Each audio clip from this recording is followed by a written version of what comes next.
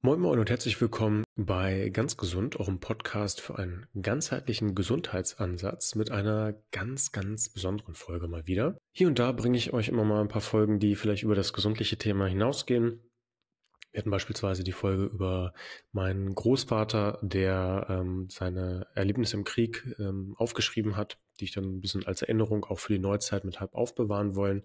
Wir hatten hier einen Podcast von einer ganz süßen Frau, der Margot mit 95 Jahren, die einfach noch so viel Lebensenergie und Esprit versprüht hat. Und das ist auch mal wieder eine Folge, die mir besonders am Herzen liegt. Das ist das erste Mal nämlich, dass wir in 6 Jahren versuchen, hier was mit unserer Community auf die Beine zu stellen. Und diesmal brauche ich tatsächlich eure Hilfe, nicht für mich, sondern für einen, wie ich finde, ganz besonderen und ja unglaublich interessanten, auch in Teilen inspirierenden Menschen, und zwar Dut. Ich habe Dut kennengelernt bei einem Urlaub.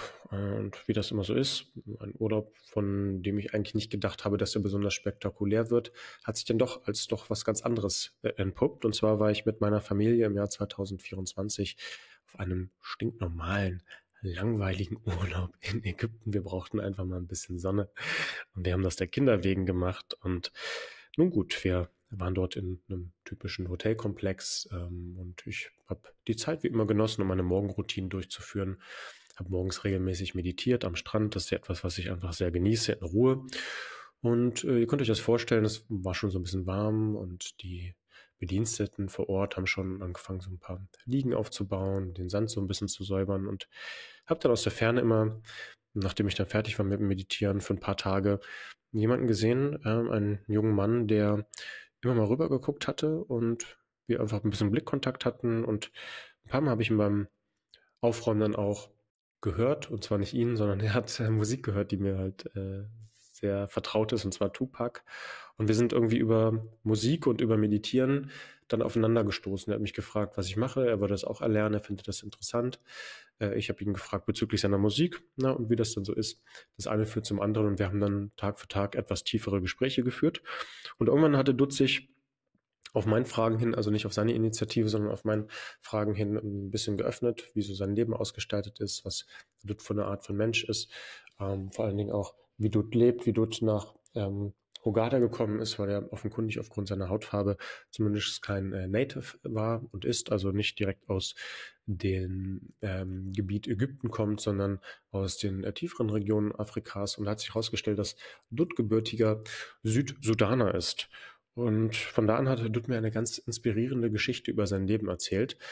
Eine Geschichte, wie sie für uns, glaube ich, relativ absurd klingt, für uns alle, die doch in den allermeisten Fällen in ziemlich behüteten Sozialstrukturen, in ziemlich normalen Perspektiven aufwachsen. Für viele Menschen, die in diesem Gebiet leben, ist das aber gang und gäbe. Und deswegen ist Dutt, glaube ich, kein absoluter afrikanischer Einzelfall, sondern in Teilen sogar die Regel. Und ich möchte einfach hier in diesem Podcast zum einen eine gewisse, ja, jetzt fehlt mir der deutsche Begriff, Awareness schaffen, also eine gewisse Achtsamkeit, eine gewisse Aufmerksamkeit auch dafür erregen, wie gut es uns in Teilen geht und wie schlecht es manch anderen Menschen vielleicht geht, durch was für Leid Menschen gehen mussten, auch in jungem Alter. Und ich möchte die Geschichte nicht von mir aus erstmal erzählen, sondern ich würde gern Dutt die Geschichte selber erzählen lassen. Das ist aufgrund des Netzes im Sudan, wo sich Dutt gerade wieder befindet. Warum, das wird er euch noch erklären. Einfach sehr schwierig gewesen, ihm das zu ermöglichen, weil das Netz im Sudan häufig abgebrochen ist. Wir haben das probiert über ein Interview. Dutt spricht tatsächlich gutes Englisch, das hat er sich selber beigebracht. Es ist aber das erste Mal, dass wir jetzt hier im Podcast nach doch, ich glaube, dem 4. Jahr oder 3. oder 4. Jahr, in dem wir uns im Podcast befinden, auf Englisch haben. Mit eurem Schulenglisch könnt ihr das aber tatsächlich in der Regel gut verstehen. Mir ist aber durchaus bewusst, dass nicht jeder Englisch versteht oder manchen Leuten jetzt dann auch das zuwider ist, wo sie sagen, na ja, dann schalte ich halt ab. Das war aber total schade, weil ich glaube, dass wir uns alle so eine Chance nehmen würden, einfach eine andere Perspektive A zu bekommen und B, einen Menschen wirklich zu helfen. Einer Person, wo wir wirklich was ändern können, wo wir wirklich gemeinsam ein bisschen was drehen können. Deswegen werde ich im Nachgang auch die Geschichte von Dutt nochmal versuchen, im Kurzen in Deutsch zusammenzufassen. Ich hoffe, ich mache das nicht zu knapp, aber ich versuche das auch nicht zu ausschweifend zu machen, weil ich denke, wenn man die Basics versteht, dann hat man es schon verstanden. Schöner ist es natürlich, wenn ihr das von Dutt direkt hört und dann auch einfach seine Gestik, sein Esprit vielleicht nochmal mitnehmen, gerade wenn ihr das dann auch sehen könnt auf YouTube.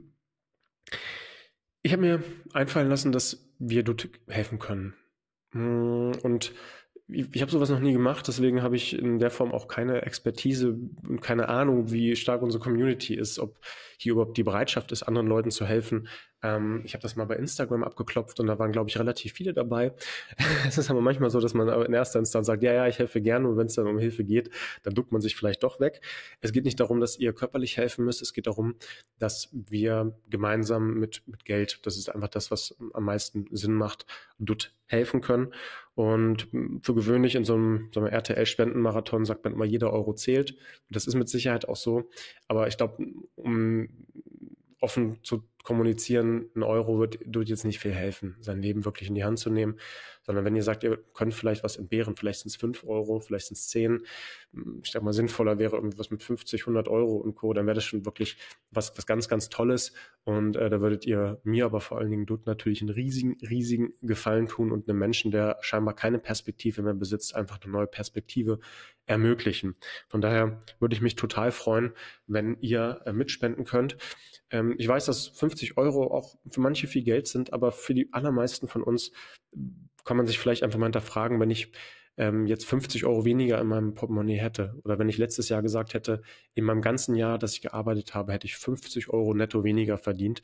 Das hätte wahrscheinlich 99% der Leute, die jetzt hier zuhören, überhaupt nicht gekratzt. Das hätten sie gar nicht gemerkt. Das Leben hätte sich nicht geändert. Vielleicht wäre der eine einmal weniger essen gegangen im Jahr, was vielleicht auch gar nicht so verkehrt wäre. Von daher möchte ich euch da einfach eine gewisse Perspektive geben, dass das wirklich jemandem helfen kann.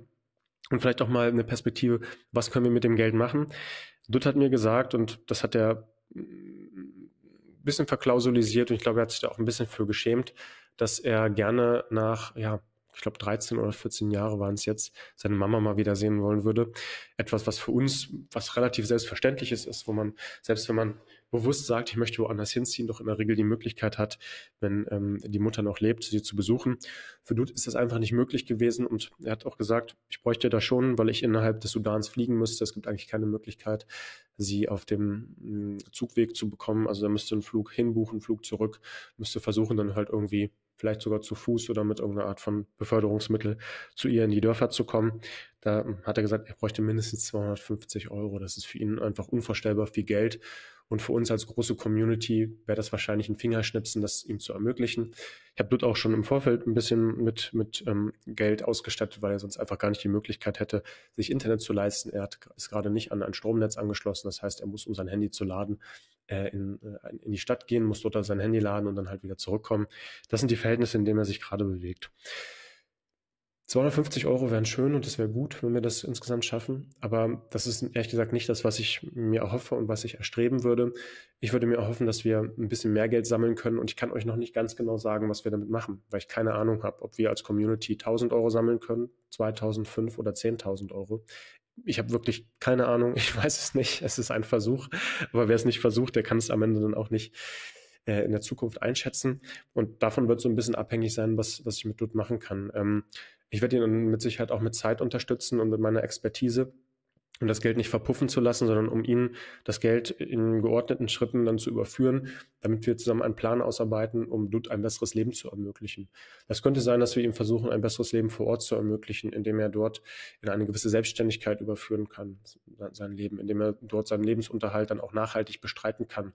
Das könnte unter anderem aber auch sein, dass er vielleicht in einen etwas sicheren Drittstaaten geflogen werden kann und von dort aus vielleicht eine andere Perspektive bekommt, über einen Arbeitsplatz, vielleicht über eine Art von schulischer Weiterbildung und dergleichen. Und das ist auch was ich sehr interessant fände, was aber natürlich auch ein bisschen Vorbereitungszeit benötigt. Und am Ende machen wir uns nichts vor. So ist das Leben auch ein bisschen Geld. Von daher freue ich mich über jeden Euro, den ihr mehr gebt. Und wenn ihr jetzt seht, auf der Spendenseite, die ich hier reinschreiben werde, betterplace.org ist die Domain. Dort kann man für ihn spenden. Und da werde ich auch den Link unten in die Shownotes des Podcasts packen. Wir werden den Link auf jeden Fall auch bei YouTube hosten. Und wenn ihr den auf keinen Fall in irgendeiner Form finden solltet, dann werden wir den Link in jedem Fall auch nochmal gerne euch auch per Mail bereitstellen. Das heißt, wenn ihr das nicht finden könnt, schreibt gerne eine Mail an fragen@mybodymind.de, guckt gerne auf unsere Profile bei Instagram und Co., schreibt mich da an. Überall, wo es für euch am einfachsten ist, Ich habe einfach total Lust, dem Dutt zu helfen. Und natürlich kannst du in dem einen oder anderen jetzt auch zu einer Überlegung kommen, na gut, wo hören wir auf, wo fangen wir an, wenn wir jetzt anfangen, bei einer Person und einer Person zu helfen, was bringt das schon bei so vielen Milliarden Leuten, die leiden? Das stimmt. Nur ich glaube, wenn man mit dieser Perspektive ins Leben geht, dann wird man niemandem helfen und davon ist mit Sicherheit gar keinem geholfen. Und vielleicht ist es auch schöner, mal bei einer Person anzufangen, um zu sehen, hey, wir alle können was bewirken mit kleinen Mitteln und ich werde euch da auf jeden Fall auch up-to-date halten. Ich werde euch da alle Informationen weitergeben. Und wie schön wäre das, wenn wir halt irgendwann hier ein Foto von Dutt hätten, wie er seine Schwester und seine Mama besucht oder wenn er vielleicht hier wirklich in der Lage ist, eine Ausbildung zu machen und das erste Mal in seinem Leben eine Perspektive hat. Das würde mir unglaublich zu Herzen gehen und ich glaube, das reicht anhand der Vorrede.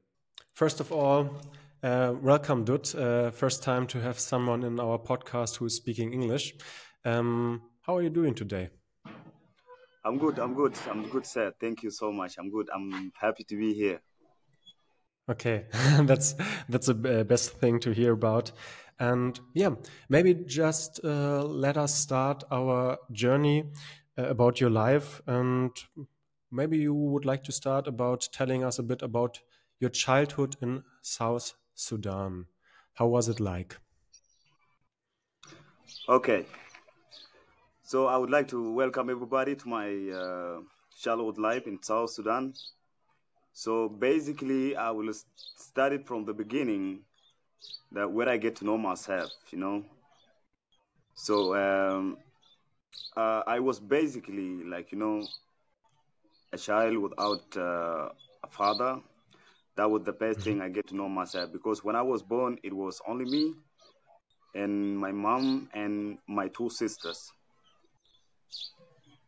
Yeah, the place I was born is a small village in the northern Bar Kazal. It was actually really, really small village. But like for me, I didn't have no idea. I didn't have no idea that there's like some big countries or like some big cities outside there, or like there's like a bit lifestyle. Other people are living better than us. I didn't have no idea. So everything was fine with me when I was born. But just like the most harder things that I see other kids that was calling dear fathers, my father, my dad, but I didn't have something like this, you know. My mom told me that when I was born, 3 days later, I lost my father. And, did he leave or did he die? 3 days when I was born. Okay, and did he leave your family or did he die? He died and left me and my family. Okay. He died. Yeah. So when I was born, like our neighbors, they used to call me that I'm bad luck. You know, like I'm a bad luck child. Mm-hmm. Yeah, like somebody was born and then something like this just happened. So they used to call me like a bad luck child. I grew up with my mother and my two sisters together. And my mom, she was really, really like, you know, she was really like trying to take care of us. The life we had, actually, I thought that's the whole life around the world. I thought everybody lived like this, you know. I was thinking maybe like, you know, this village that I'm living in it, this is actually the whole world. Like it's not bigger than this. There is no other places than this place. It's the same like this. And when I see like the cloud like end to the like somewhere else, I thought maybe that's the end of the world, you know. That's what used to come in my mind. Yeah. So after 3 years later, I became like I experienced myself, like I know myself when I was born and my dad passed away. 3 years or like 4 years later, I just like to know myself that I'm really existing. You know. So that's your first memories of your childhood, right? Yeah, of my childhood. Yeah. Yeah. But story continue, because this is how it began. That's how it began, like to know myself. And when I know myself, all I saw was my mom and my sisters, and also other people around us. My mom, she moved us to another place. to another city because the life when we used to live in this place, it was really hard for her. She had to go for fishing during the dry season, and during the rain season, she grow like a crops in the farm, and this is how she raising us. So doing this from time to time, she decided to move us to the town. This small town was about 800 kilometers from where we live. All these things, I remember them because we was like literally walking because there are no ways there. So we walked to the town. Okay. We walked to the town. 800 kilometers, you walked to the town, you four? It was like about 4 days to reach the town. Oh, wow, okay. Yeah. So we reached to the town. Actually, there is no house or like somebody we know that we are going to them. No. We just walking nearest the town. And when we reached to the town, it was actually quite, better than where we came from. Because I went there, like I find like the people, they gather together, like there's like a lot of the buildings. You can see them from very far. Even the house look the same like our houses, but it's quite different because they are a lot, There's a lot of them in town, yeah. So we came to the town, and when we get to the town, my mom, she tried like to look for some place that we should stay, and she luckily find, she find some other people that she used to know like from time to time, long time ago, and we stay with them in the house. Mm-hmm. So we stay with them in the house, and everything went well. Everything went fine, My mom, she start to work like helping other people, and then after she finished helping other people, she can get something from them, or like maybe a food, or like they give us clothes that we wear, on something like this. And then life became like, for me, it was the best life for me, better than a village life. So I love it, staying in the city. Because when I came to the city, actually, my first time I saw children, they are going to school, So now I was surprised because I didn't know where I came from. There was no school. There was nothing called school. We heard about the school, but there are no school. Nobody there. Nobody know how to speak another language except our language that we speak. Of course, yeah. So a story continue. We stay like for a season, like one season in the town. It was like a dry season. And then when the rain season came, my mom, she told us that we should go back to our village because we need to go and grow some crop so we can get ready prepare for the next season. Okay. For me, it was not the best idea. I refuse. I say no. I try my best, because, like I was seeing like, being like in an environment that you are like happy, there is something that you see that entertain you, like you, and an environment that you thinking like maybe like your future is here, So that's what I was thinking, yeah. Mm-hmm. So my mom, she didn't agree with me, and she was so worried because I actually make another plan. I say, okay, if you guys gonna go, I will stay here by myself, and also I can try to live by myself, and you guys can still go back to the village. Oh, wow. How old have you been there? I think I was 10. I was 10. Okay. Yeah. And at this time, you also visited school, or you just planned to visit school and start from other people? Didn't go to school yet. Okay. Yeah, I didn't go to school yet. Mm-hmm. Then she refused, and she said that we must go together because, like, the most important thing that we came in here now is because of me. She said we are coming here because of you. We want to find you something that so you can grow, you become a man in the house, because she was only ladies in the house. And she was saying that we are bringing you here because we want to feed you so you can grow to be the man in the house. So we cannot leave you behind. We are so worried about you.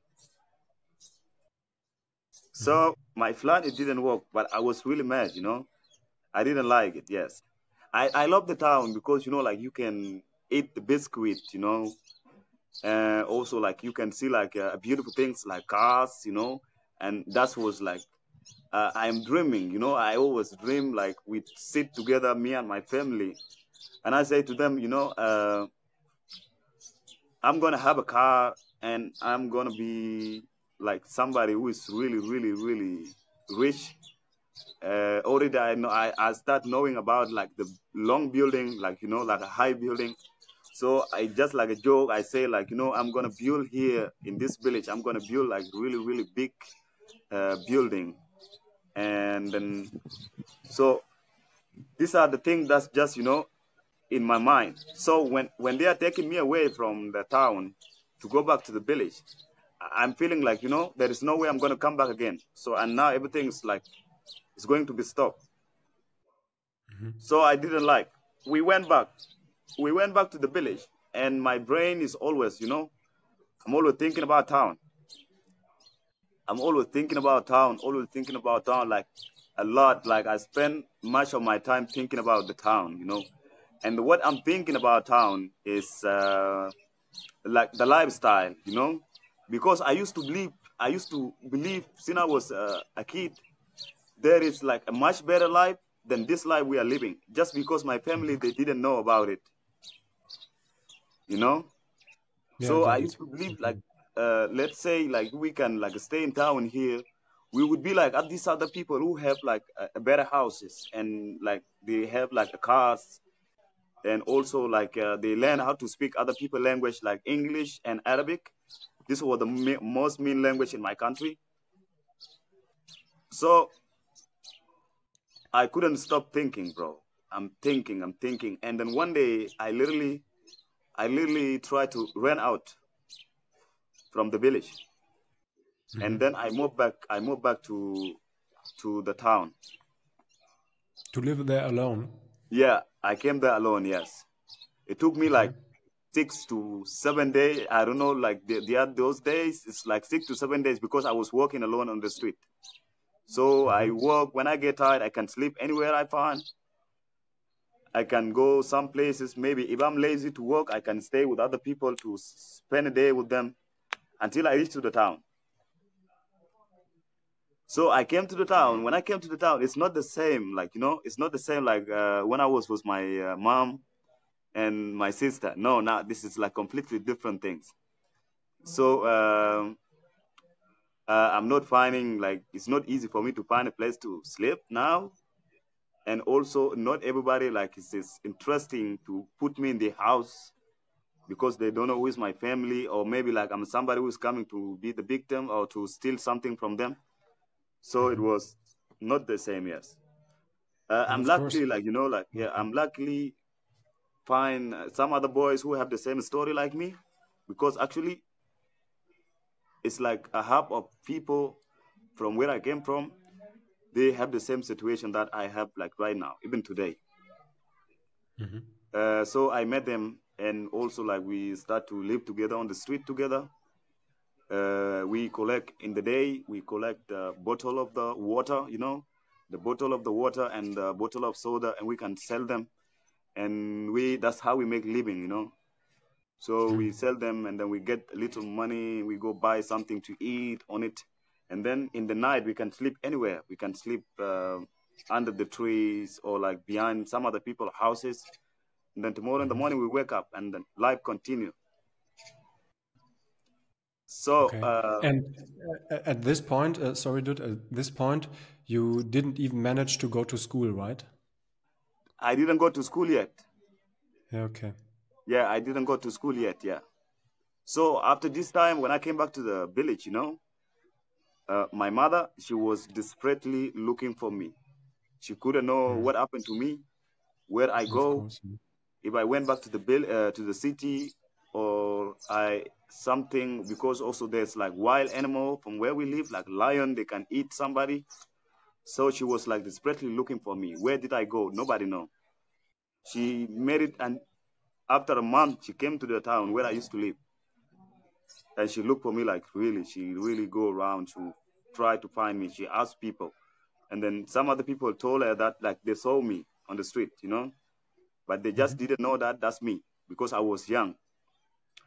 So she kept continuing like looking for me. And then one day in the afternoon, you know, like something really strange just happened. Like, you know, we met on the way, like accidentally in the town, you know. Oh, okay. Yeah. So we accidentally met together. So she was like standing there and I'm standing here because she can't believe, look, you know, she don't believe, she's thinking like maybe she's dreaming, but she's actually dreaming, you know. She's staying there looking like this, and also the same thing to me. And then a moment later, we both ran, we hugged each other. She cried, I also cried, you know. And she said, yes, I've been looking for you like for a month now. And I am so blessed, so happy that I literally like saw you at the moment. What an So, emotional moment this must have yeah, been, so right? she took me. First thing she did, she bought me something to eat. She thought I was hungry, like I didn't have eat nothing since I go from the house. That's what she's thinking. So she thought like I didn't eat anything since I left the house. So she rushed, she bought me something to eat, and she start again an agreement. We have to go back to the village. You cannot stay here. She involved like a lot of people from the community, and these people that came to talk to me, they say you have to go back with your mother. This is not a good place for you. Stay in the village, you know. And she actually, like, you know, she's not happy for all my decision that I'm doing, that I'm staying alone. So I didn't find a chance to go to school, so we moved back again to the village. Okay. Yeah, Uh, we moved back to the village, and the week after we go back to the village, I direct came back to the city. I ran again. Yeah, because actually my mind was telling me something, you know. My mind is telling me something, that there is something school, and there is also like better things that you have to do than staying with your family in this small village. You can make it or you can live there, but that was not my happiness at all. So after a week, I went back to the village, to the town, and I start, you know, I changed my way of living. So I, you know, like this tissue, yes, people use for cleaning shoes, you know. Like shining shoes. I don't know. It's like flushing shoes. Yeah, you know that. yeah, of course, yeah. Leather shoes. Yeah. So I started that business, and it became better than like, you know, collecting a bottle of the water. It became much better, and I keep doing that business from time to time. And then one day, one man came to clean his shoes from my place, and he gave me the shoes, and I'm cleaning his shoes. He told me. Boy, why you don't go to school, and you're a very, very smart boy, you're cleaning my shoes very nice, you look like you really know what you are doing, why you don't go to school? You know, so many people ask me this question, so I was not interested to answer this question. I just keep like, you know, cleaning his shoes. And then after I'm cleaning his shoes, he say to me, where's your family and where's your mom, because I want to help you to take you to school. He just decided like alone like this.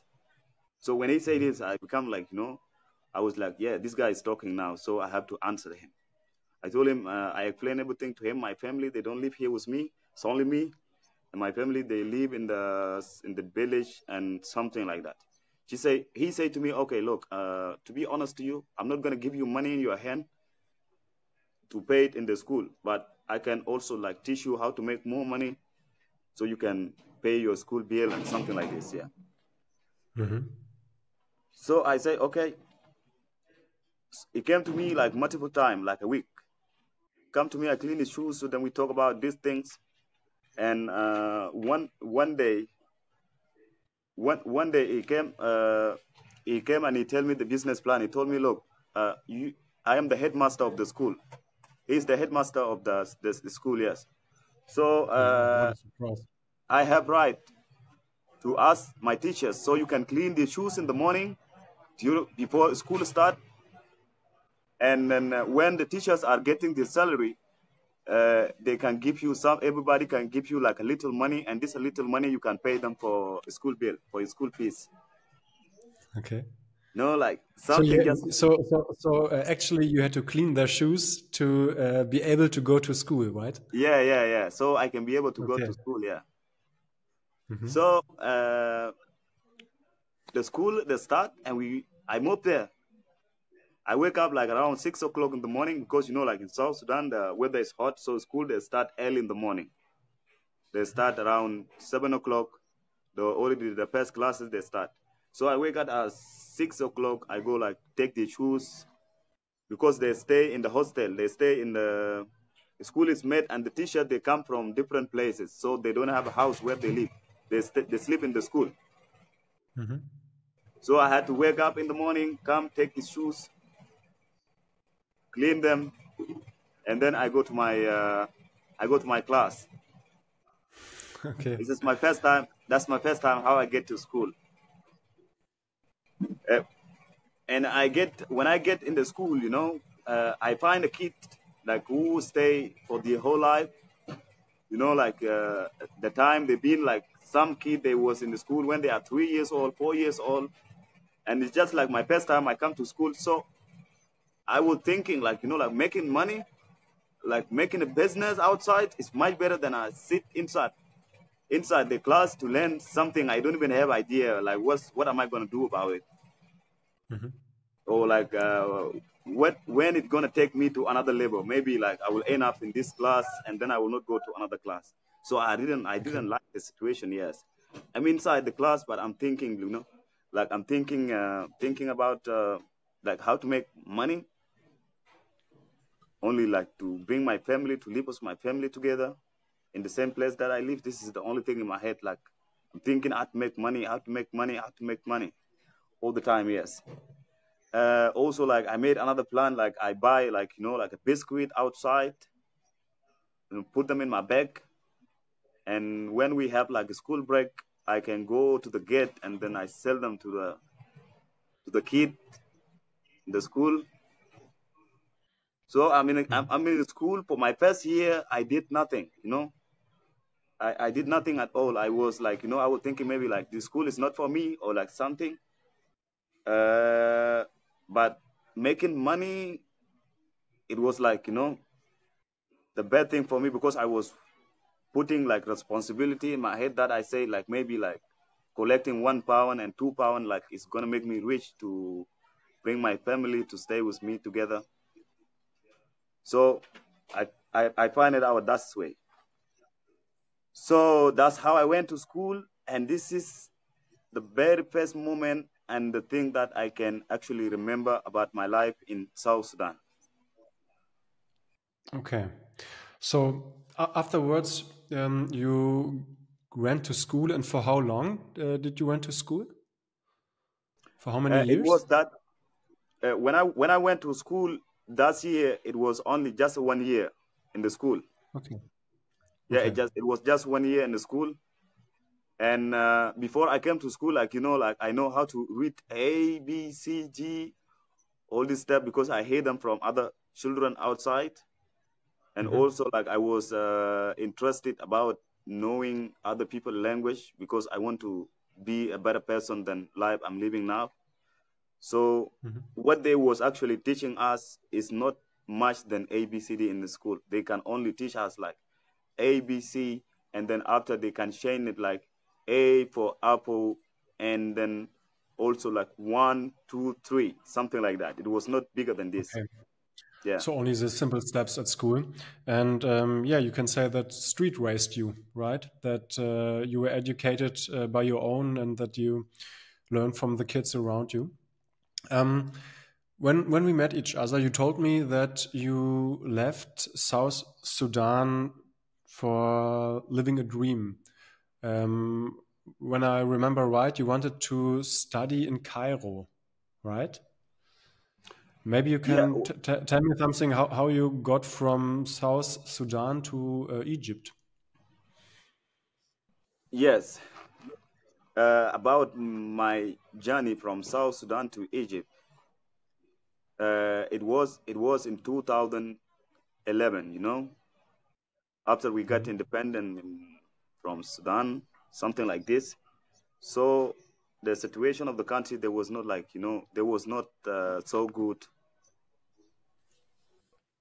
There was like a lot of things going on, like a civil war and some stuff like that. And I just like, you know, met other people like moving to Egypt from the borders, you know.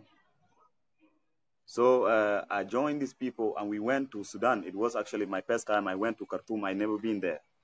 We went to Sudan and we stayed in Sudan. And then after we literally like went from Aswan in Egypt and we sneak out from Sudan and we went to Egypt. It was not so By easy. We foot? got some people, some of Did us, you they walk made by it. foot? Yeah. Did you walk by foot? So you walked from No, South we Sudan to walked from Sudan, and South then Sudan, you... from South Sudan to Sudan, yes. From South Sudan to Okay. Sudan, yes.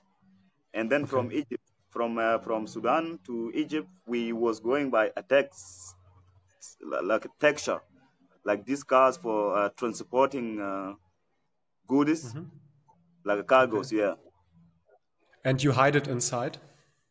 We hide inside when we are close to like because the drivers, they know when they are going to the police booth or like when they are going to the town. So we stay outside with them because it's hot inside. And when we are close, they say us no, come out and go inside. We hide, but we didn't make it. We didn't make it to go to Egypt.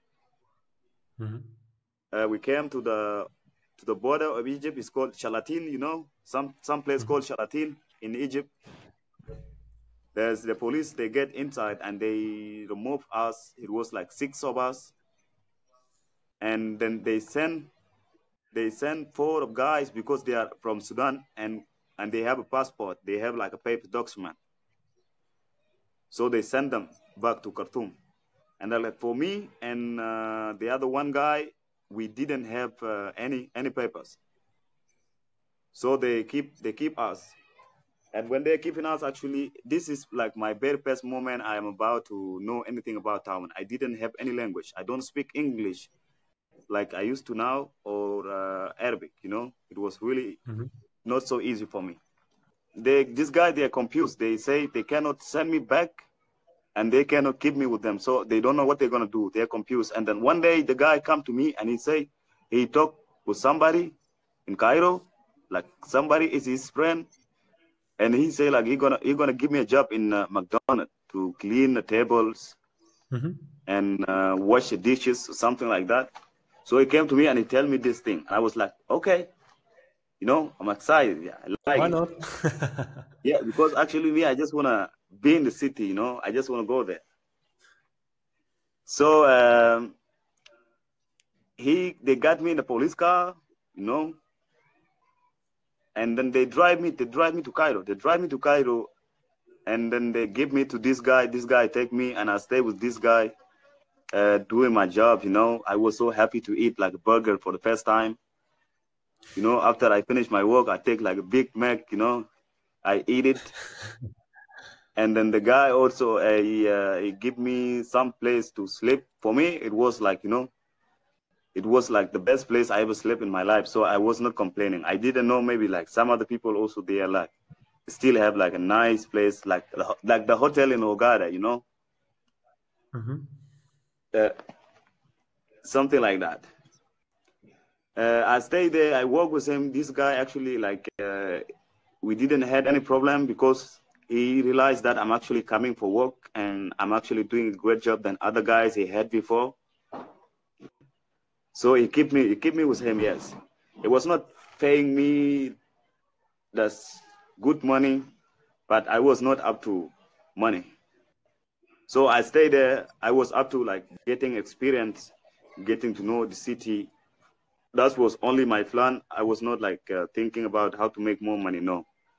So I stay with him, and I only like every time I have to speak with Egyptian boys in English, you know. Every time they ask me, I have to go home later, also study like a little bit of English, and then tomorrow I come back. How to make a chicken, how to fry the chicken, and also that's how I came up that I became a really professional fried chicken chef in this restaurant for the first time. So I stayed with this guy like for 2 years in Cairo. It was not the best life, but it was actually the best life I lived before. And then one day I moved to, like, I was going like to see the Red Sea, because like people say like Red Sea, Red Sea, Red Sea, Red Sea, Red Sea. And I'm like, okay, like I'm gonna go see the Red Sea. And me going to see the Red Sea, I forget that I'm from South Sudan and I don't have papers. And if I go to Red Sea, I didn't know like there's something going to happen to me. Like, no, I don't actually know like people move from place to place was like papers. So I went, I get the car, I booked the car. Right now I have the money, like I have Egyptian pound, something like that. So I went, I booked the bus by myself, was about 300 Egyptian pound. And then I took the bus and I went to Hurghada. So now I come to Hurghada. The police get inside and they're checking people. They say, can I see your passport? Can I see your passport? This is what I hear. And I was like, why this guy? They're going to ask me about passport. So he came to me and he said, can you show us your passport, your ID? And I was like, no, I don't have the passport. I said, okay, come with us. They take me down and they put me somewhere and they asked the car to go. And the guy from the car, the driver was saying, no, I cannot go and leave this guy, because he was coming in with our company. And our company make sure that everybody reach to Hurghada safely. We say, no, we are police and we're going to send him in another car after we know what's going on with him. So the bus left me. They keep me with them. And in the morning, the police car, he came to my place, to the place that they put me inside. It's like a house, but you don't have a key to go outside. And they put me in jail. Just because you didn't have any ID? Yeah, because I didn't have any ID, yes. And the plan, it was like from long time ago in 2017, they would have deported me, like, to come back to South Sudan. And we are having conversation with them every day. I'm talking with them every day, and I don't know what's going on with them. I think for them, like, it doesn't seem like somebody who is going to harm somebody in the town, or I don't seem like somebody who is going to do something to harm other people. So one day, one guy, he came to me and they say to me that I should not go to Hurghada, but I have to go back to Cairo, and then I should see my embassy so they can get me a passport. And they explained it to me. If you don't get this passport, we will literally, next time we will catch you, we will keep you with us for like 6 months. And then after 6 months, we will deport you back to your country, which is going to be hard for you. So you should go and get your passport. Okay. Yeah, so I went back. I went back to Cairo. And first thing I did, I went to a UN, United Nations High Commissioner of Refugees in Cairo. And they helped me with like some card. They give me some card. So this card, I stay with it in Egypt. And then also I could find an easy way to come back to Hurghada. I came back to Hurghada. And after I get back to Hurghada, I went to saw like the Red Sea. And also I stayed there like for a week in Hurghada. And in Hurghada also, it was like quite easy for me because like a lot of people that was speaking English. My Arabic was not the best, but my English was getting much better and much better. So I tried like to find a job in Hurghada, and it was not easy. They couldn't give me like a restaurant job or like a hotel job. They couldn't give it to me. Yes. And then one day it was like, actually tomorrow, this is my last day to leave Hurghada to come back to my job in Cairo. And then the At guy, McDonald's. Still at McDonald's or? yeah, I'm still in McDonald's in Cairo. In Cairo, yeah, okay. Yeah, I'm still in McDonald's in Cairo. But when I was coming here, I was coming to see Hurghada. You know? Yeah, I know. So in the coffee shop, I'm staying like, literally staying like, you know, I'm thinking about like, okay, I'm gonna call this guy and I'll say to him that I'm sorry, I need to come back to job. And then I say no. If I call him, he will say to me, no, don't come. I will just go. And then I start working in the restaurant. And if he come and he ask me, who are you? Why did you come back again? I will say, yes, I'm sorry, I was this. And I try to explain myself to him. So like a moment later, one guy from Tunisia, they came and they sit next to me. And they start like, you know, they're speaking about me, you know. They were like, this guy maybe like he's from Africa, and you know, like African guys, they are blessed, and you know, like talking about my thing, you know. So, and then maybe like he said, this guy maybe you know how to dance very well, and something like this, yes. So they are talking. I'm having time, and they're having time also, and we see each other. And then we act like we didn't see each other, like both of us at the same time. So he waved at me, like a second time we saw each other, and he said to me, hey, bro, come sit here with us. And then we just went into conversation. And these are the guys who like explained to me like animation job. So this guy said to me, where are you working? He was thinking like I'm working somewhere in the hotel, in the resort. He was like asking me, if I'm working somewhere in the resort, in the hotel. But I told him, no, I'm not working here. And I actually said to him that I work in Cairo, but I didn't tell him like what I really do. I didn't say I work in McDonald's. So I told him I work in a call center. Yes, I work in the call center, and I'm going to go back to Cairo for my job and something like this. It was like, bro, but you know, like you can also work here with us in the hotel, and you can have a good life, you know. You can make a better money than money that you make in Cairo, and also you can have a better experience here. So I didn't like, you know, I didn't like the conversation, because a lot of people that was telling me about Hurghada, like there's like a kidnappers, you know, in Hurghada. Maybe like some of the people can act like they're nice to you, and then after they can do something bad to you. So I didn't like the conversation. And then this guy just like, you know, he just paid for my drink that I drink.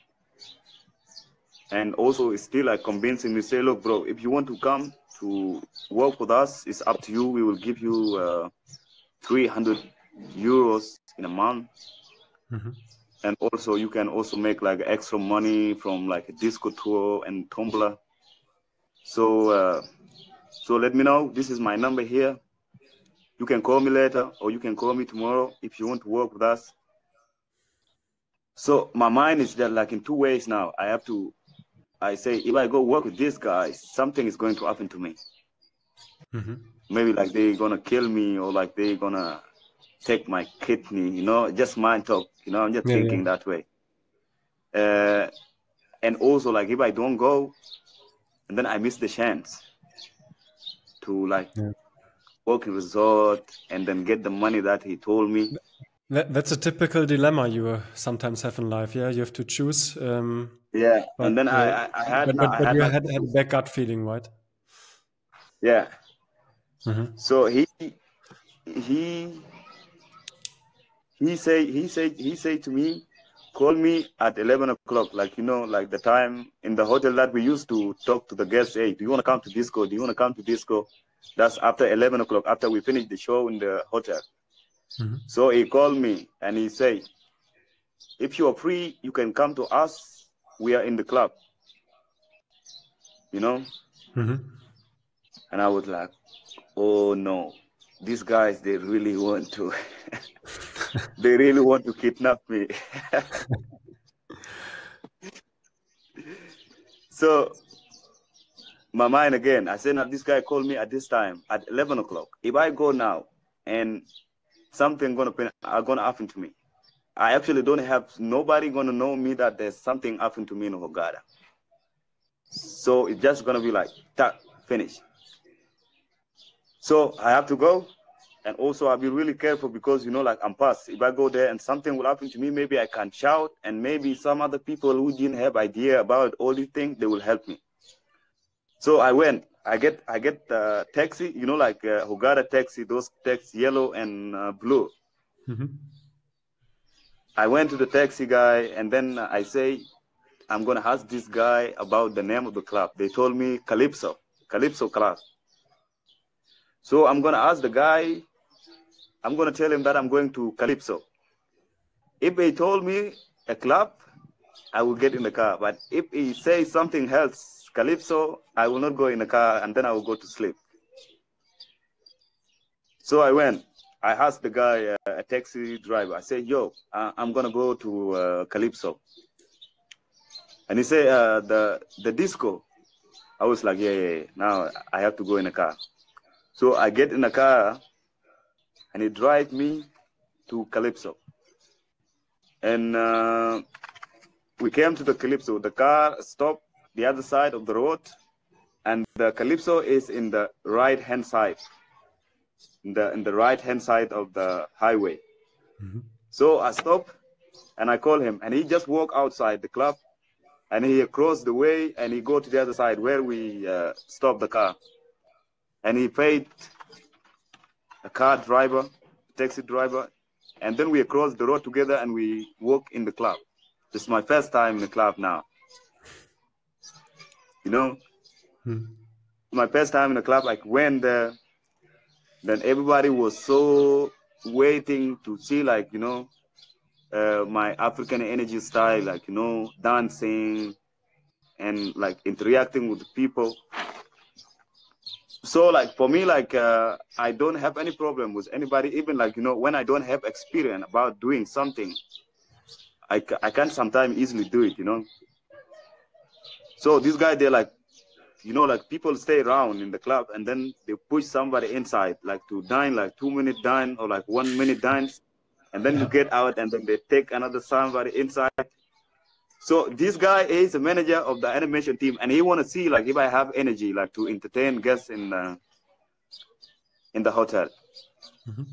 So yeah, I jump there, I make my things, you know. I make my move, that move. I was happy. Everybody see me. I'm smiling, dancing, you know. So everything went well. Everything went well. After we finished the club, he paid for me another taxi. And he said to me, tomorrow you should come at 9 o'clock in the morning to start working with us. But because it's your first time, you are going to come at 1 o'clock. So collect your luggage and then you come to the hotel. We will give you the room and we will give you everything you need to stay with us. I was like, yeah, now I'm there now. So I went home, I slept. In the morning, I wake up. I didn't even wait for 1 o'clock. I wake up around 10 o'clock. I collect my luggage. 11 o'clock, I'm already in the hotel. So I came to the hotel. And now I have a UN refugees card. Mm-hmm. So he take my refugees card and give it to animation ship animation. And he said to him that me and animation ship, we should walk upstairs for the HR so they can like give me a job in the hotel. Mm-hmm. We went upstairs. This guy asked for my passport. But I say, no, I didn't have a passport. He said, no, if you don't have a passport, we cannot give you a job because this is a tourist job. and we cannot employ you with the UN card. So go get your passport and get your resident visa and come. We will get you a job anytime you come back. Boom. I say, okay, at least I tried. So we went down and we went to animation office. When I supposed to be coming back from the HR, I supposed to come back with a uniform, animation uniform, and some papers that I'm accepted to work here. So we came back, we came with nothing. And these guys went crazy, say, where is his uniform? He say, no, the HR say we cannot give him a job until he bring his passport and a resident visa. This guy, I don't know, he took my resident, my UN card, and he took me with him and he said, let's go back. We went back and he said, hey, this boy, I am the one who bring him here. So he's going to be under my responsibility and he will bring his passport on date 18. So for these days, he will wait until date 18 is my responsibility. And if something going to happen with him, I will take the charge. And now he have to stay here with me because he's not going anywhere. He should wait for his passport on date 18. And then they're talking. I'm thinking like, it's finished. It's not going to work. So this guy, they accept and they give him the uniform and they came to me and they take me. And now I'm in an animation team now. It's crazy. Okay, wow. So I work with him. On date 18 came, nobody asked me again about my passport. 1 month finished, nobody asked me about the passport. I stay until I make enough money. And then I say, okay, now this is time for me like to make a passport. I went to the embassy in Cairo, South Sudan embassy. And then I get my passport. And I was, it was also, this is before anything happened, before like any problem happened in Europe. You know, everything was like quite good. A lot of people was coming to Hurghada. And also the economic system in Cairo, it was also very good. So a lot of people, they was like asking me to invite me to Holland. I met like so many guests there.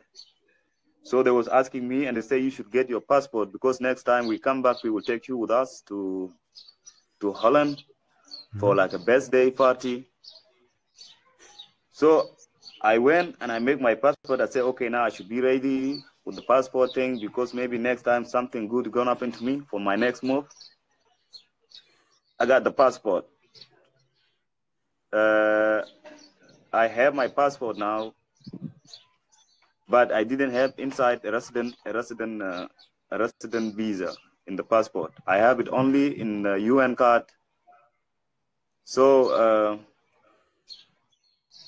there I make quite like a little money. Also I met one guy from my country. He was working there before me in some other hotel. And then we met there and we together made a plan. This plan, that's the plan gonna take us to Libya now.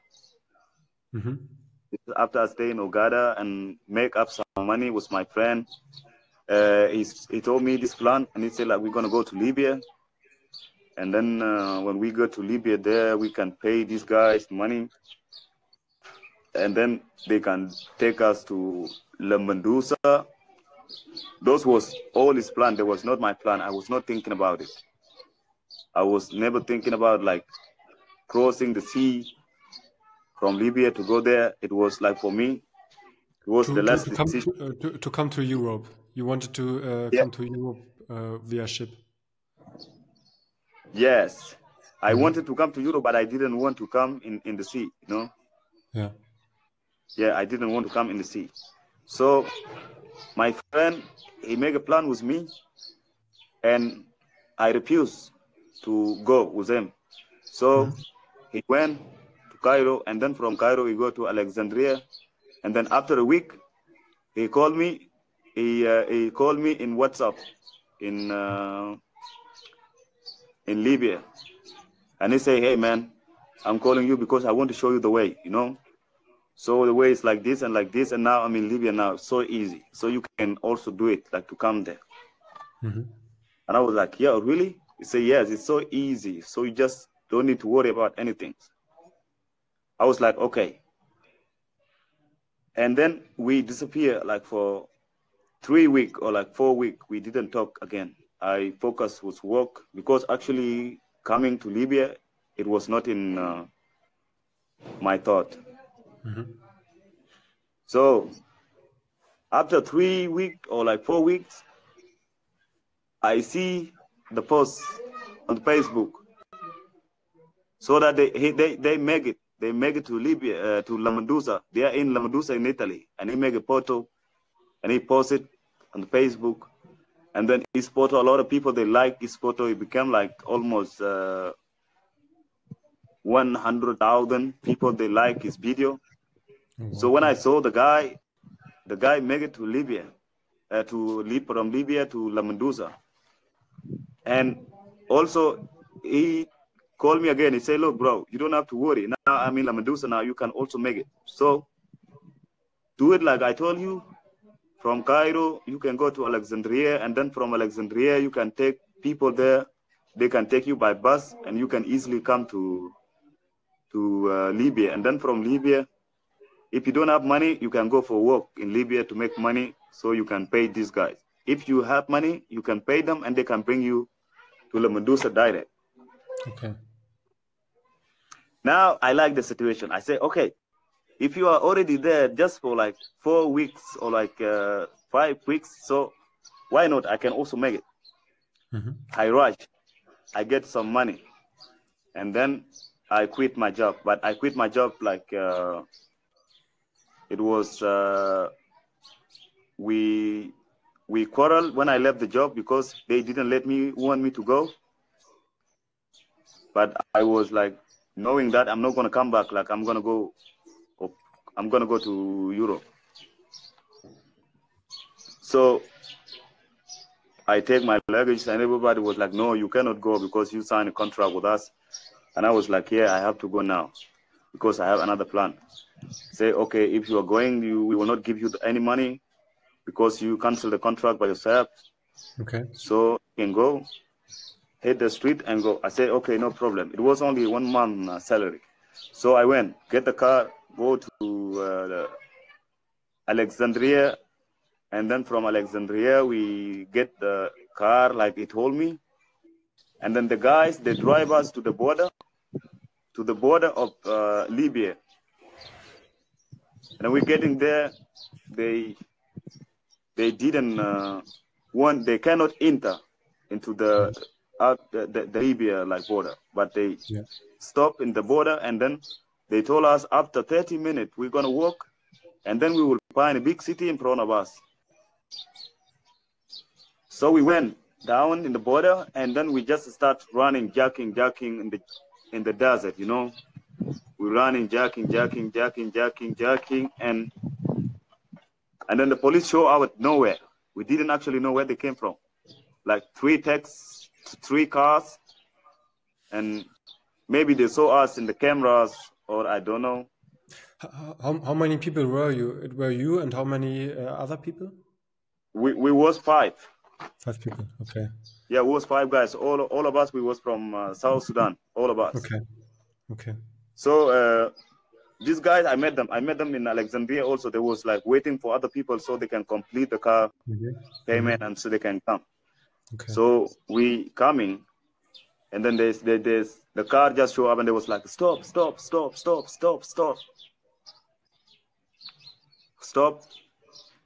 The other guy, they start running, but like for me, I was in the middle. This guy is here and this guy is here. I cannot find a way to run.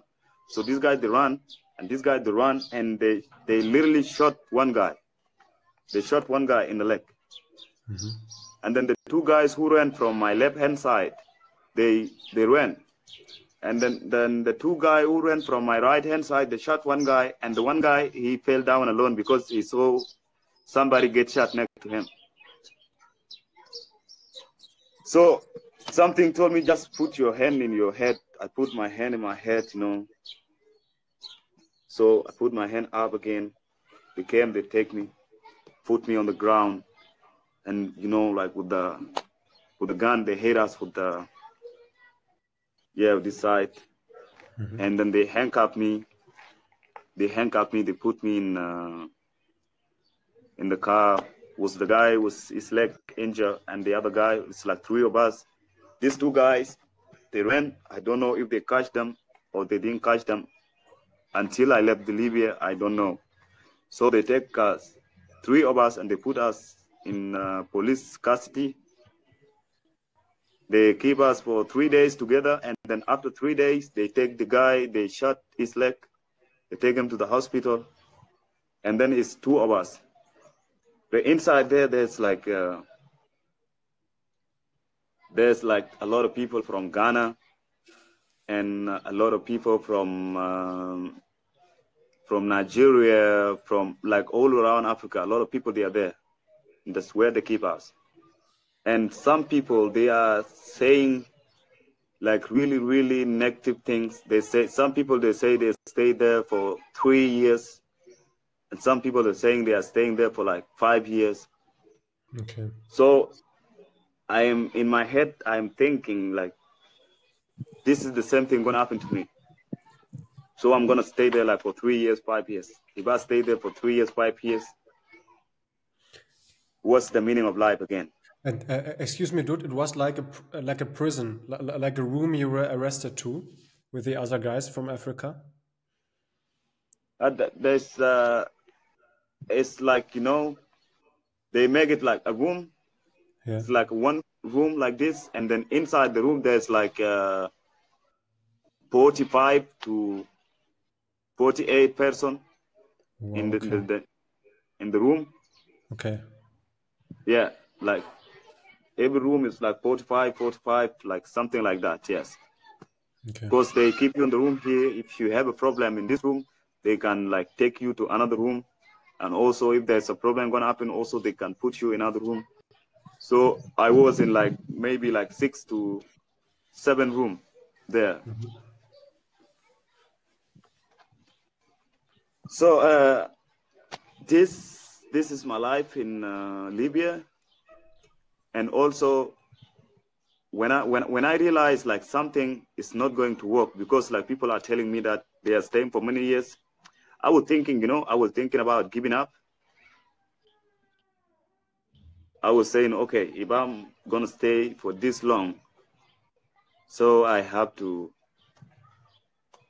like, I don't know if I can find the way I can give it up, kill myself, or something. But this is really hard, bro. Mm-hmm. It's not easy. Like, you know, somebody to kill your own self. This is the hardest decision ever. It's not so easy, yes. So I'm trying. Sometimes, you know, I go like for a whole day, I'm not drinking any water, because I just want to get sick and then die. And then at the end of the day, I'm still going to drink water, you know. Mm-hmm. And then maybe like some other time I refuse to eat, because they bring us like some bread with a jam and sweet.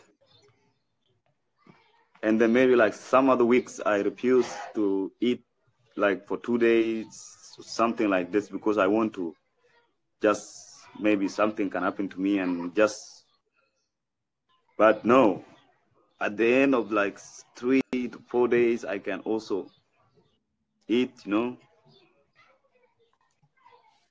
So I also like finding a way, like if there's somebody inside the room that can be aggressive to me and we can fight, like maybe we kill each other.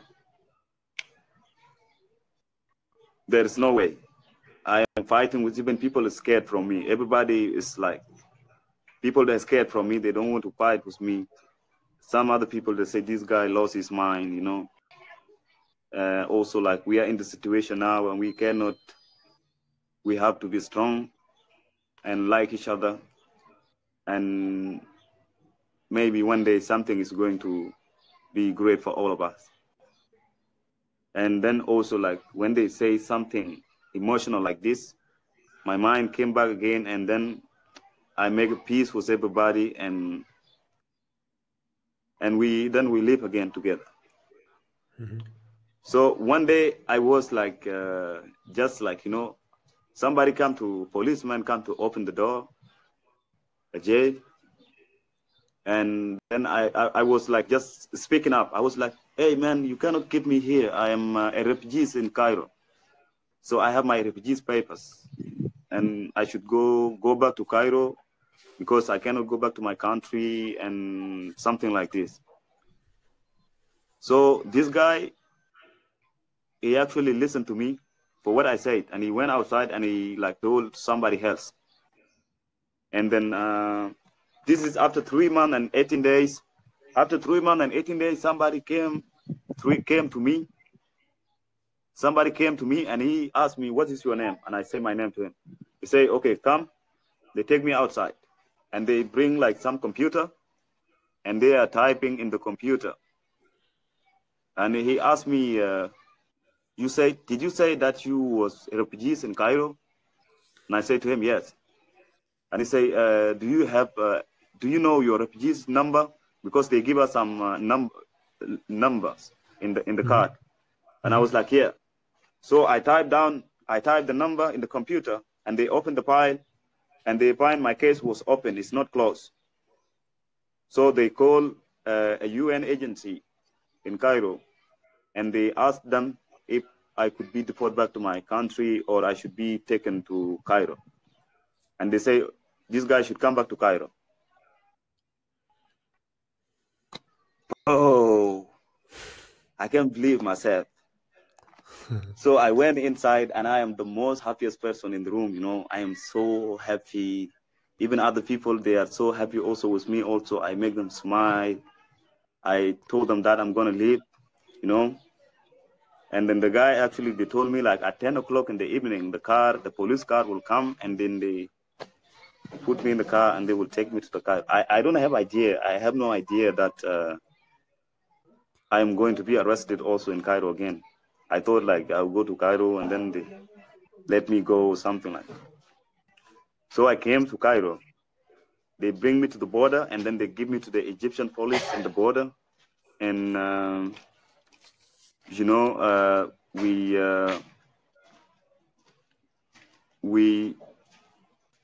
we drive inside the Cairo with the Egyptian police. So when we coming to Egypt, I was thinking maybe like they can drop me like a bus station or like somewhere, and then they told me to find somewhere to sleep. I have no idea. So they say they take me to the police station with them, and then the police also take me like a Libyan police, and they arrested me. But it was only one day. It's not that long. They put me in the jail, and then in the morning, the 3 guys came, and they called me out in the jail, and they investigate me, like what we are doing, me and you now. I explain a live story and what happened, how did I left the country, and something like this. And yeah,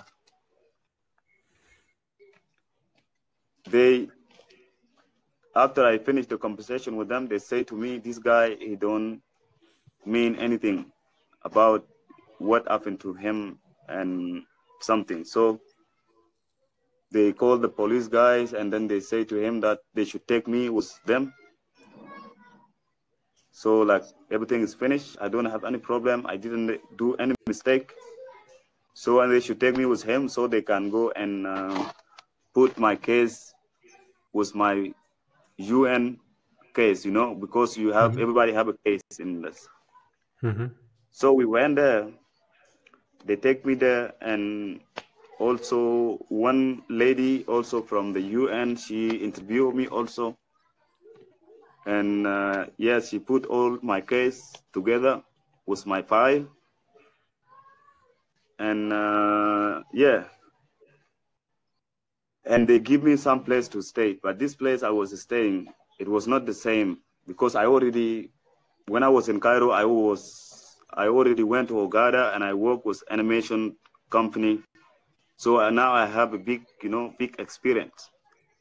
So they take me and they put me with some other people from my country, like a small house together.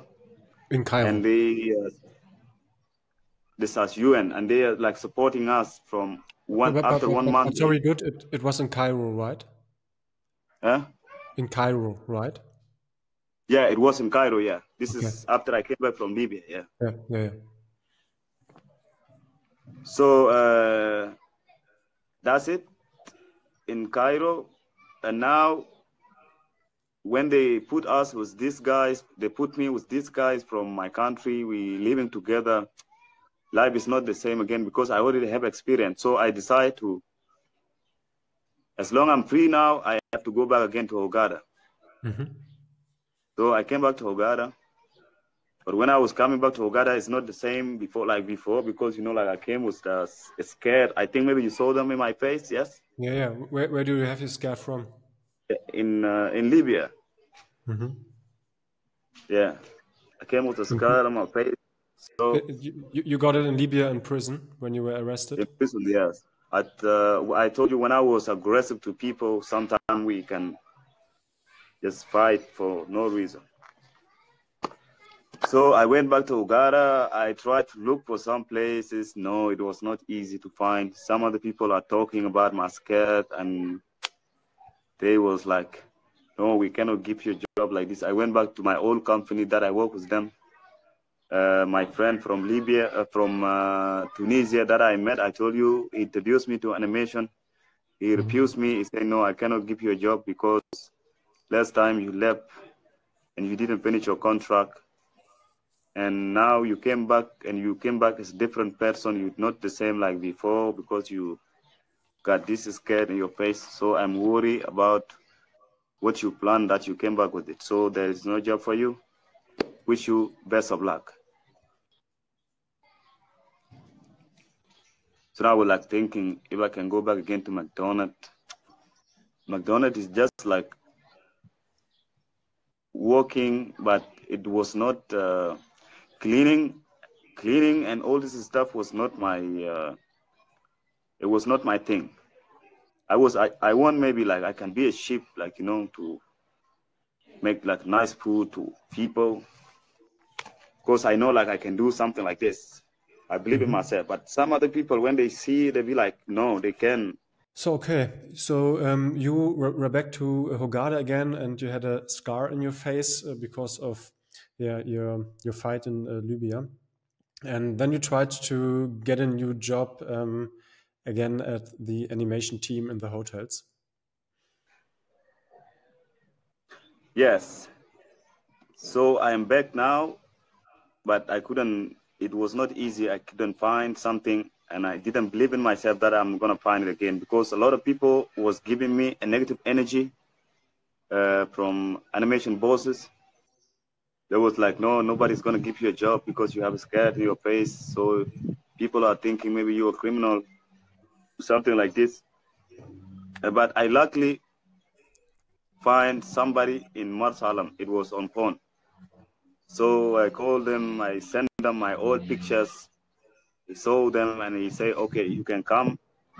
Then after I went to Marsalam, I met there. It was animation guy from animation team also is like working with us. So he didn't have any clue that because they need somebody like me. So they give me a job. I stay with them. Everything is fine. Enjoy working for like 2 years with them. And then after 2 years, this is when I came to Sunrise Garden. And in Sunrise Garden, I couldn't stay there for so long. It was when you came, I think I told you I had 1 month. I had 1 month, yes, in the hotel. And then you came there, and I met actually with a lot of people that we still like talk even today. They asked about me in Sunrise. And yeah, in Sunrise I was ready like to take another decision or like another plans for my future or something like this. And I was thinking about settling down in Sunrise and just take animation bit more serious and try to make it as a future plan now, because I was thinking like I'm getting older and all my plan, they are so scattered because of this and that. So I was taking Sunrise Animation Company a bit more serious, and then even actually after you left, I was making a step aerobic course. Yes, I was making my step aerobic course, and then this step aerobic course I was like watching on YouTube, like something quite professional, and then later I would try like to go and practice with the guests, because I was planning to get this right, and then after I get this right, maybe I can try to find a job in Maldives, like a step aerobic instructor, something like this. So when you left, everything collapsed. The Egyptian government, they was like looking for, they was like saying like a lot of people they stay in their country without without visas, and they start with the animation team and the dancers. So that's how they came to the hotel. I think maybe like 3 weeks or like 4 weeks after you left, and they get us like an easy case. They take us to Hurghada, Egyptian police, and they keep us there, like knowing like we're gonna get out like in the evening. Actually, I had an appointment date for the visa, because my visa, it just happened on date 11. It was not so long. So I have to wait for an appointment, and then I will go like to the office to go and get my new visa. So they couldn't give me a chance. They put me in the jail like for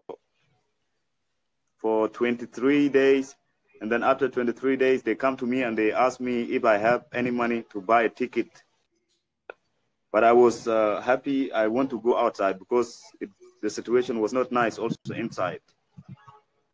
They were also beating a lot of some people from Europe, from North America, also from Haiti. So they asked me if I had the money, and I had a little money. I told them I have to go outside and call the company, so the company should bring my money to buy a ticket to take me outside. And they get me the phone. I called the company, and the company bring my money that I work for them, and I bought a ticket. But they refused to bring my clothes or my shoes or anything that I had in Egypt. They just take me in the car and they bring me to Cairo. And then from the Cairo also I sleep one day in the police jail. And then on 24, we get in the plane. And then we came back home. I came back home. So that's my story. Okay. Yeah. Wow, that's very impressive. So you were back at South Sudan again, and you are not back at the origin city you lived in, but you are at the capital, right? Juba? Yes. Okay. But do you know any person in Juba? Yeah, like right now, yes. When I came back here, I actually know a lot of people. Yes, a lot of people that they are from the same tribe, because people here in South Sudan they live with clans. And yeah, so I met actually my cousin, his mother and my father. They are like brothers and sister. His Okay. mother and my father, yeah, a mother. And that's the place where I live right now. So this is the place where I live right now. Yeah, I actually came back from Egypt. You know, like people couldn't believe that I am that big, because now I'm a big man. You know. Yeah. How long have it been? How long have it been that you have been to South Sudan? I haven't been in South Sudan for 15 years. Wow, okay. Yeah. And the whole time you didn't see your mother, right? And all this time I haven't seen my mother. I haven't Okay. seen my But have mother. you been in contact? Did you call her? Does she have WhatsApp, or do you have any? Now, she don't have a phone? WhatsApp, but she's the one sometime, because some of the people, they go to the place where she live. Mhm. She where she live, actually there's no like internet, like Wi-Fi or like SIM or network. Actually, they don't exist until now. So she Okay. can sometimes go to the town. Do you remember the town I told you that we used to go? Yeah. Yeah, Yeah. she can go there sometime, and she can ask other people to call me. Mhm. And it's not, I think maybe something like, when I was in Egypt, we talked like something like 5 times. But Wow. In she, 15 years. yeah, for 15 years. But she didn't believe, she don't believe that that's me. She was thinking like maybe some other people, they are pretending to be Okay. me. So she cannot be like heart attack or something, because she used to believe that I don't live anymore. Okay. And actually You now, also told me that when you would have some money, it would be a wish or a small dream from you to visit her again. yeah, this was actually my plan. Actually now I want to visit her, because actually I am here also, and we only talk in the phone now. Sometimes she call me, Okay. and she also don't believe that, she still have a doubt. Hmm. She still have a doubt, like that's not you. And if that was you, you would not even be coming and stay in Juba for like 1 month now and a half, and you are not coming to see me. So maybe there's somebody outside there who is playing with me, and they just want to give me a hope, so I cannot lose my hope. But I don't believe, because you are my only child, and you stay already for many years, and now you say you are in Juba and you cannot come to see me. Something really emotional. But I hope one day I'm gonna see her. And why don't you visit her now? Because you don't have the money to drive to her? Yeah, when I was coming in Egypt, I told you I was not prepared. And also, this little money that you're helping me these days, they are not enough to go there. Because also, I need to take a plane, because I can't go by a car, because on the way it's really dangerous. People stop cars, Yeah. and they can sometimes kill you or something like that. So I need like, at least if I have like 250 to take a, a, a to take a fly here, and then also I should come back also by fly, but fly also is stop from a city that I told you, Mhm. and then I will take a car to go to the village. Okay. Yeah. Well, maybe we all can help you to collect some money for your first dream, just to visit your mother, and hopefully for your second dream to find a solution to come to Europe, to work here, to have a chance in life to just be able to work and to not live in the political situation you live right now in South Sudan, because it's very dangerous. In Sudan, a civil war. South Sudan. Normally, we don't get any information here in Europe, but if you do your research, you see that maybe there's some violent armed attacks there as well. So let's try to get you out of there, and therefore we all need the people who listen to this podcast, hopefully up to this point. And the rest of the information I will give you in German, how you can send some money to Dut, how we can help Dut, and maybe we can make a podcast series out of it, and more often talk to Dut when we collected some money, and just check in how it worked, how we could help you, how you could maybe do a little business there up in South Sudan, or maybe we can find a solution, find a plan how to get you here to you, so someone can help you, and you can try to live your life, the newest part of your life in Europe, hopefully. Thank you so much, Dud. Thank you so much. And maybe the last words are up to you. You want to tell our listeners something at the last point of the podcast? Yeah. Thank you so much, also Dominic, and also for everybody who is going to listen to this. Life is just for other people. They have a different life. Actually, most of the people, they don't have the same life. This is my life, but for some other people who never had something like this, it's like for them, it's like a dream, you know. And what is life about? Is actually, life is actually a dream. It's So a dream. we are dreaming for everything we are going through, for everything we are feeling. It's just a dream. And also, if I could not leave my village when I was young, I wouldn't be able like to experience or like to have like to get to know this is what life is actually about. So what I get about life now, I don't worry anymore. I just like enjoy any place that I stay.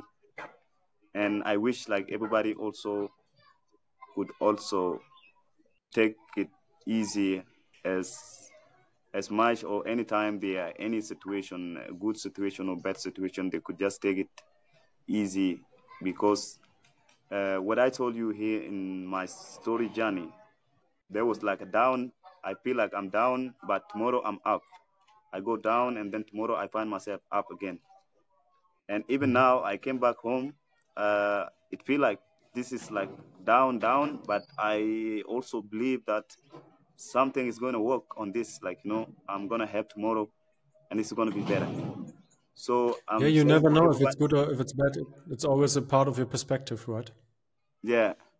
So I hope everybody who going to listen to this will also learn something from my life experience, like what I learned. And thank you so much, Dominic. Thank you, and I think we will meet each other again. Yeah, Thanks, dude. thank you, brother. Wie besprochen, versuche ich aus den ersten 2 Gesprächen, die ich mit Dut hatte, die Stichpunkte mal zusammenzufassen und euch natürlich nicht so schön, wie Dut das machen kann, nur zumindest in aller Kürze, wenn ihr kein Englisch versteht, zusammenzufassen, was Dut für einen Weg hinter sich hatte. Ich versuche das natürlich so kurz wie möglich zu machen, ohne euch dann mit den Details, die ich dann auch gar nicht so weit kennen kann, zu langweilen.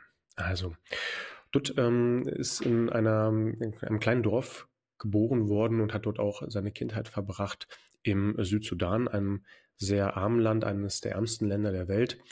Südsudan ist nicht zu verwechseln mit dem Sudan, wo seit Jahren auch ganz erbitterter Bürgerkrieg herrscht und stand jetzt auch wieder zumindest gewisses Konfliktpotenzial, gewisses Auswärtigen Amtes im Südsudan stattfinden kann.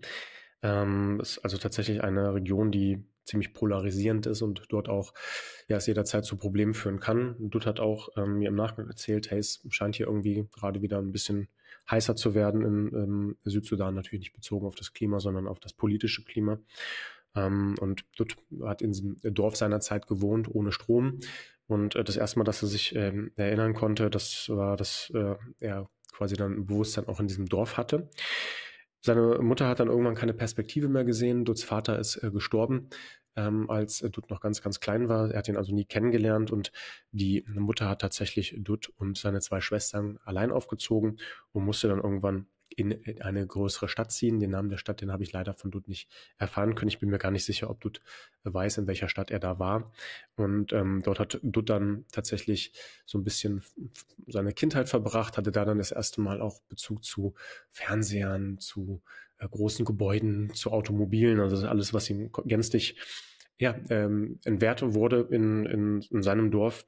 Und seine Mutter hat dort immer Leute unterstützt, hat dort ein bisschen gearbeitet. Er war dort aber auch in so eine Kommune, Gemeinschaft eingebunden, konnte dort dann quasi überleben, hat auch mal Flaschen gesammelt, um dann so ein bisschen was dazu zu verdienen. Und irgendwann ist die Mutter dann aber wieder zurück in dieses Dorf mit der Familie und Dut hat's vermisst. Er hat dann einfach gesagt, als heranwachsender Jugendlicher, der dann schon so langsam in diese vorpubertäre Phase offenkundig gekommen ist, ich möchte nicht zurück und mein Leben in diesem Dorf leben, weil er dort keine Perspektive für sich gesehen hat und wahrscheinlich auch gesagt hat, es wird uns wahrscheinlich gemeinsam schwerfallen, hier zu überleben. ist dann tatsächlich von diesem Dorf aus weitergezogen, zurück in die Stadt alleine. Ist also quasi ausgebuchst und hat sich dann alleine eine ziemlich lange Zeit mit auch anderen Kindern in der Stadt durchgeschlagen. Er hat dann tatsächlich von der Hand im Mund gelebt. Es war wohl eine sehr schwere Zeit, weil er versucht hat, als Kind dann halt auch irgendwo Arbeit zu finden und hat dann als Schuhputzer angefangen, hat von Menschen die Schuhe poliert und hat da für ein kleines Salär dann zumindest sich immer über Wasser halten können. Seine Mutter hat ihn dann irgendwann gesucht oder auch schon lange gesucht. Die muss ganz verrückt gewesen sein. Versorger hat ihn dann dort auch gefunden. Und haben aber dann gemeinsam beschlossen, dass Duds Leben in der Stadt weitergehen wird, während die Mutter zurück ins Dorf gezogen ist. Dud hat dann vor Ort in der Stadt das Glück gehabt, dass er die Schuhe eines Lehrers geputzt hatte. Das war nicht nur ein Lehrer, sondern auch ein Direktor einer Schule. Und dieser Direktor hat ihm gesagt, du kannst bei uns die Schule besuchen, was du bisher noch nicht getan hast. Im Alter von 13 Jahren, meinte er, musste er dort circa gewesen sein. Dafür musst du aber bitte die Schuhe der Lehrer putzen. Und so hat Dutt dann die Schuhe der Lehrer geputzt und hat dafür die Grundbasis in der Schule gelernt. Das ist anders als bei uns. Das gab es keine 13 Jahre Schule, sondern er meint, es waren so 1 bis 2 Jahre, die er zur Schule gegangen ist, dass er lesen, schreiben und rechnen gelernt hat. Er hat sich vieles wohl schon selbst im Vorfeld beigebracht, einfach weil er das dann auch in gewisser Hinsicht in der Stadt gebraucht hat. Es war so ein bisschen Learning by Doing scheinbar in seinem Leben. Irgendwann, und da habe ich so ein bisschen den direkten Bezug verloren, wie er von dort aus weitergekommen ist, aber hat er die Möglichkeit gehabt, nach Ägypten zu kommen und ist dann tatsächlich über Fußwege und über Möglichkeiten mit dem Auto über den Südsudan, durch den Sudan bis nach Kairo gefahren, also nochmal durch den kompletten Teil Ägyptens und war dann dort als Junge tatsächlich alleine ohne seine Familie in einem fremden Land und ohne Englisch zu sprechen, in einem Land, wo keine seiner nativen Sprache gesprochen wurde. Wo im Wesentlichen Arabisch und Englisch gesprochen wurde. Er dann auf sich allein gestellt war und hat dort bei McDonalds gearbeitet als Tellerwäscher. Ja. Leider endet die Geschichte nicht, bisher zumindest vom Tellerwäscher zum Millionär, sondern er wurde da dann tatsächlich auch gut betreut. Ihm ging es da wohl ganz gut, aber das war dann letztlich nicht die Perspektive, die er haben wollte in Kairo. Ist dann von Kairo aus auf die Idee gekommen, dass er dann auch in Hurghada arbeiten könnte, und zwar als Animateur. Ist dann über viele Umwege in den Animateurbereich gekommen und hat hier aber nicht lange gearbeitet, weil er wieder getrieben war von einem Traum halt von Meer. Und dieser Traum von Meer wurde beflügelt von einem Freund von ihm, der gesagt hatte, hey, es gibt Möglichkeiten, nach Europa zu kommen. Wenn man das jetzt hört, denkt man sich vielleicht, okay, Europa, Flüchtlinge in Europa, das ist doch bei uns auch ein großes politisches Thema und mit Sicherheit wird das bei uns auch häufig so gebrandet, dass man sagt, ja, das sind Wirtschaftsflüchtlinge, die wollen hier im Sozialsystem schmarotzen. Es ist ja leider so, dass man irgendwie inzwischen von vielerlei Seiten hört, das sei so Usus, dass Leute das so denken. Dutt wusste nichts vom Sozialsystem. Dutt wusste nichts von Arbeitslosengeld. Dutt wusste nichts von 40-Stunden-Wochen. Dutt hat gesagt, er hat sein Leben lang immer 60 Stunden gearbeitet. Er hat nie Geld bekommen, sondern wurde letztlich immer nur mehr oder weniger entlohnt für das, was er gemacht hat in Form von Nahrung. Und Dutt hatte keine Ahnung. Er wollte einfach nur ein besseres Leben haben. Das hat er mir sehr glaubhaft geschildert. Vielleicht einfach, um da mögliche Assoziationen schon im Vorfeld im Keim zu ersticken. Er hat dann also seinen Job in Hurghada doch relativ fluchtartig verlassen, was auch nicht zum Besten war in Bezug auf die Arbeitsstelle, die er dort angetreten hat, und wollte sein Glück probieren. Ist dort dann aber leider gescheitert an der Grenze in Libyen. Und zwar wurde er, als er dann versucht hatte, über einen Schmuggler dann über Libyen nach Italien überzusatteln, in einer Wüstenregion, wo er dann abgesetzt wurde und einfach nur weglaufen wollte, gefasst und wurde dann inhaftiert. Er ist inhaftiert worden in einem Gefängnis in der Nähe von oder in Libyen, und dort war er in einem Raum mit, und so hat er mir das zumindest vor Ort auch in Ägypten erzählt, mit 30 bis 40 Leuten, das war immer wechselnd, und er hat die Sprache nicht gesprochen. Sie wurden auch, selbst wenn die Sprache gesprochen wurde, bewusst im Unglauben gelassen, was mit ihm passiert. Er wusste also nicht, ob er den Rest seines Lebens dort verbringen wird, in diesem Gefängnis oder nicht.